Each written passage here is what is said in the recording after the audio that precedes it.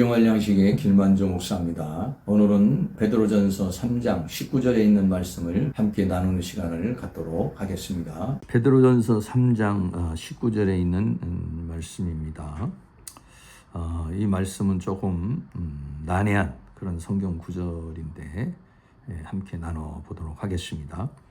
저가 또한 영으로 옥에 있는 영들에게 전파하시니라 라고 그랬습니다. 저가 또한 옥에 있는 영들에게 전파하셨다라고 하는 것은, 옥이라는 말이 필라케라는 말이에요. 필라케라는 것은 감옥이라는 말입니다. 감옥에 있는 영들에게 전했다.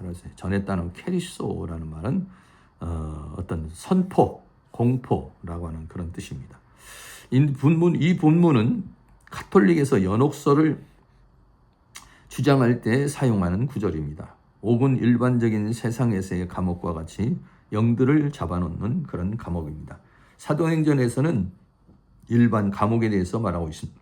사도행전 12장 5절에 이에 베드로는 옥에 갇혔고 했을 때에 바로 이 옥이라는 필라케라는 그런 단어를 사용을 했습니다.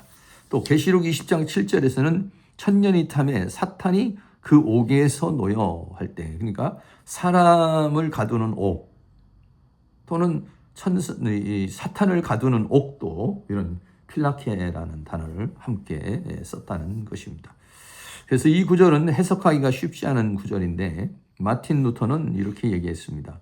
이 본문과 관련하여 이 말씀은 아주 놀라운 말씀이요, 동시에 신약성경 가운데서 어느 것보다도 모호한 말씀이다. 그래서 나는 베드로가 뜻한 바, 베드로가 왜 여기에다 이런 말씀을 썼는지, 또 하나님께서 그렇게 감동을 주는지 확신 있게 알지 못하고 말할 수밖에 없다고 하였다. 그러니까 마틴 루터도 이 부분을 제대로 해석할 수가 없다.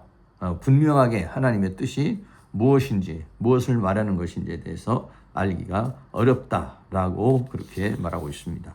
그래서 오늘은 한 3가지 정도로 얘기를 하는데, 그 옥에 있는 영들에 대한 이 견해를, 첫째는 타락한 천사일 것이다 라고 하는 것이고, 두 번째는 지옥에 있는 영혼이다 라고 이렇게 말하고, 또 세 번째는 노아 시대를 비유적으로 한 것이다 라고 하는 이런 3가지의 견해를 살펴보도록 하겠습니다.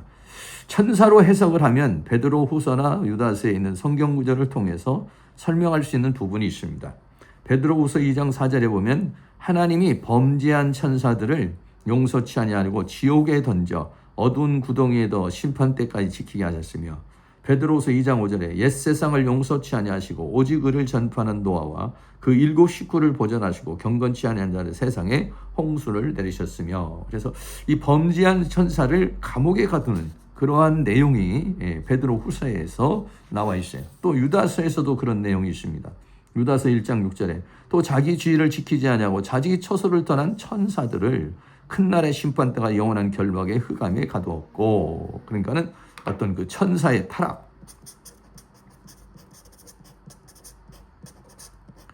대한 얘기가 나오죠.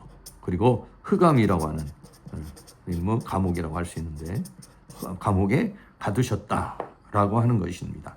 그래서 여기서 말하고 있는 것이 타락한 천사를 말하는 것이다 라고 하는 것이죠. 그러나 타락한 천사를 왜 주님께서 전파하셨는지에 대해서 의문이 남는다. 타락한 천사에게 왜 예수님께서 가셔가지고 그 타락한 천사에게 증거를 하셨는지, 그래서 그 이유에 대해서 말을 하기가 어렵다. 또 가서 예수님이 무슨 이야기를 하셨는지, 이것도 의문이 남는다는 것입니다. 두 번째는 지옥에 있는 영혼으로 해석하는 것입니다. 죽은 자들에게 복음이 전파되었다는 것인데, 성경 어느 곳에도 죽음 이후에 복음이 전파된다는 구절이 없다는 것입니다. 물론 이 구절에는 복음이 전파되었거나 구원을 받게 하기 위하여 전파되었다는 말이 없지만 그렇게 이해될 수 있다. 전파됐다는 것은 구원을 위한 전도가 아닌 승리를 선포했다는 것입니다. 그래서 가톨릭에서는 이 지옥에 있는 영혼들에게 복음을 전해서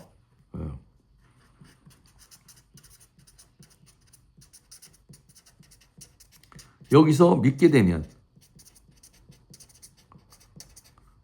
구원을 받을 수 있다. 라는 연옥설을 주장하기도 하는 본문이 바로 이 본문인 것이죠. 세 번째는 노아 시대를 비유적으로 한 것이다 라고 그랬어요. 노아 시대 자체를 감옥에 갇힌 상태로 해석하는 것이다 라고 이렇게 말하고 있습니다.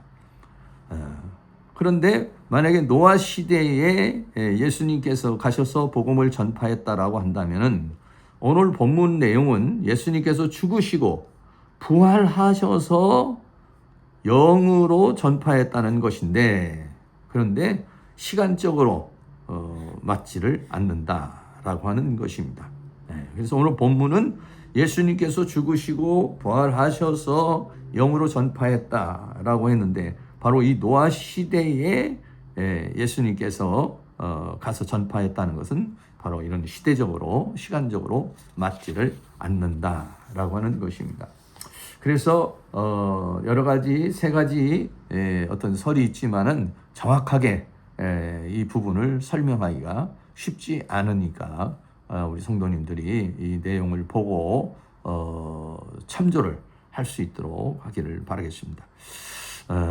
그래서 이제 본문 말씀인데요. 저희 베드로전서 3장 19절에 있는 원문을 조금 이렇게 한번 보도록 하겠습니다.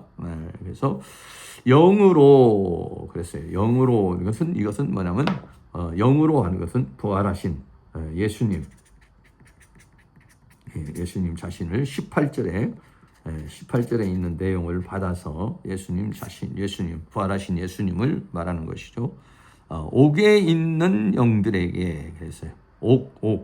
필라케라는 옥에 있는 영들에게, 영이라고 하는 것은 뭐냐면 푸뉴마죠. 푸뉴마라고 해서 영, 또 하나님을 말할 때는 성령 이렇게 얘기하죠. 옥 안에 있는 영, 이 영을 천사로도 얘기하고, 또 어떤 사람은 지옥에 있는 영혼들을 가리키기도 하는 것이다 라고 이렇게 말했습니다. 옥에 있는 영들에게 가서 그랬어요. 가서 거기를 가셨다. 부활하시고 가셨다 라고 하는 것이죠. 가서 예수님께서 캐리서 전파를 하셨다. 선포하셨다. 여기 전파라고 하는 것은 복음을 어떤 말씀을 전함으로 그들을 믿게 하기 위한 어떤 그런 전도, 이런 개념이 아니라 예수님의 어떤 그 부활하심, 예수님의 승리를 선포하는 그런 내용인 것이죠. 그래서 전도라는 개념보다는 선포를 하셨다라고 하는 그런 얘기입니다.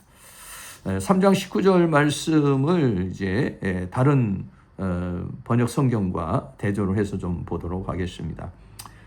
저가 또한 영으로 옥에 있는 영들에게 라고 그랬어요. 개역 개정에서도 역시 옥에 있는 영들이라 이렇게 했어요. 현대인의 성경은 갇혀 있는 영혼이라고 이렇게 번역했죠. 영혼이라고 이렇게 번역했다는 것은 뭐냐면 사람을 의미하는 것이죠. 사람. 영 그러면은 천사를 말할 수 있는 좀 뉘앙스도 있지만, 영혼 그러면 사람을 말하는 것이죠. 공동버전에서는 이리하여 그렇게 갇혀 있는 영혼들이라고 했어요. 그래서 역시 마찬가지로 현대인의 성경과 마찬가지로 여기 갇혀 있는 영혼들을 사람으로 이렇게 생각을 한 것이죠. 킹제임스는 그가 감옥에 있는 영들에게 이렇게 그냥 옥을 감옥으로 이렇게 번역을 했습니다. 그리고 또 전파하시니라 이렇게 말했죠. 전파했다. 이 전파했다는 부분을 개역 개정에서는 선포하시니라라고 이렇게 했습니다. 선포했다, 전파하니라, 선포했다. 여기도 선포했다라고 있고, 킹제임스는 전파했다라고 그렇게 번역을 하고 있습니다. 조금 난해하고 조금 힘든 부분인데, 이 옥이라고 하는 것, 이 감옥이라고 하는 것이 무엇을 말하고 있는 것인지, 또 감옥에 있는 그 영들의 누구인지 하는 것 부분에 대해서 분명하게 좀 다른 성경으로 해석하기가 좀 난해한 그런 부분이라는 거 이걸 여러분 생각을 하시고 하나님의 은혜 가운데서 하나님의 계시와 성령의 가르침 속에서 이 부분이 이해되어지고 해석되어지는 그런 은혜가 있기를 축복합니다. 그리고 너무 이렇게 좀 해석하기 어려운 부분을 너무 어거지로 이렇게 해석을 하려고 그러는 것은 그렇게 좋은 그런 해석이 아니다. 성경을 보면은 잘 이렇게 이해가 가지 않고 좀 깨닫기 어렵고 그리고 또 해석하기 어려운 부분이 있어요. 그런 부분들은 우리가 또 그냥 모르는 대로 또 이렇게 넘어가게 되면은 어느 시점이 되면 또 하나님께서 이것을 우리에게 열어줄 수도 있고 또 우리가 또 깨달을 수도 있게 되는 건데 이것을 억지로 해석을 하다가 보면은 잘못된 해석을 하게 된다는 것을 생각을 해서 하나님의 가르침 속에 있기를 주의 이름으로 축복합니다. 오늘은 베드로전서 3장 19절에 있는 말씀을 함께 나누는 시간을 가졌습니다. 성경 중에서도 가장 좀 난해하고 또 해석하기 어렵고 마틴 루터도 이 부분에 대해서는 정확하게 해석하기가 어렵다라고 그렇게 한 부분이 이 부분입니다. 조금 전에도 말한 것처럼 우리가 성경을 읽다가 보면은 잘 이해가 되지 않고 해석하기 어려운 부분이 있습니다. 그것을 억지로 해석을 하다가 보면 잘못된 왜곡된 해석을 하게 된다는 것을 생각을 해서 하나님께서 우리에게 그 부분을 가르쳐 주시기를 간절한 마음으로 기도함으로 말미암아서 진리의 성령께서 오시면 우리를 생각나게 하고 또 깨닫게 한다고 그랬으니까 언젠가는 이 말씀이 열려지게 되는 그런 역사가 있게 될 것을 기대하면서 겸손한 마음으로 하나님의 말씀을 대하고 또 하나님의 은혜 가운데 거할 수 있기를 축복합니다. 감사합니다.